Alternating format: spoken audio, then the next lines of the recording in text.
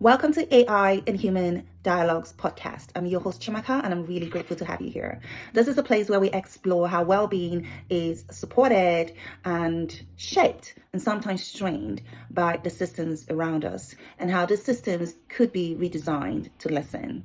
My PhD research sits at the intersection of AI, well-being, and health, and I'm looking to build an inclusive AI monitoring framework for women's health. In this podcast, I'll be sharing my discoveries along the way, the theories, the challenges, the stories, and the deeply human question about designing care that truly sees us. This is the AI and Human Dialogues podcast. Thank you for stepping into the space with me.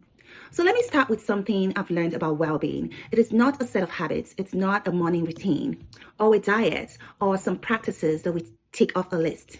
Well-being is something deeper. It's a rhythm, a relationship. It's a conversation between our bodies, our responsibility, our identities, and the world we move through. And for Black women, especially Black women in their middle age, that reading carries. It carries generations of labor, care, silence, strength, expectations, and sometimes exhaustion. My journey into this research did not start from a textbook.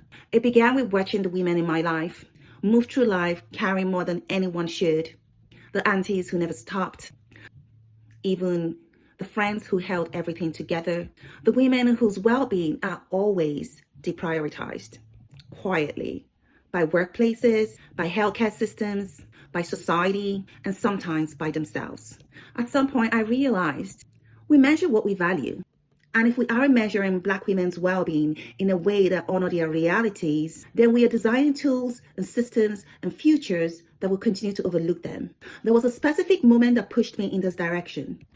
It was a time I was having a conversation with a friend, a cousin actually, who's been going through a difficult time.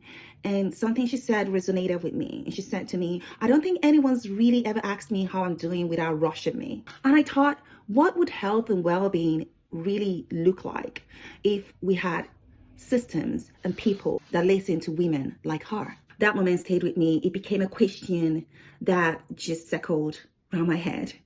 A question that I couldn't let go. How do we design well-being systems that not just records, but honors the stories behind the data? How do we build tools that understand cultural nuance, emotional language, code switching, silence, and the pressures that Black women navigate every single day? And more importantly, how do we center Black women in a system that has never truly centered them, rarely centered them at all? This podcast is part of answering that question.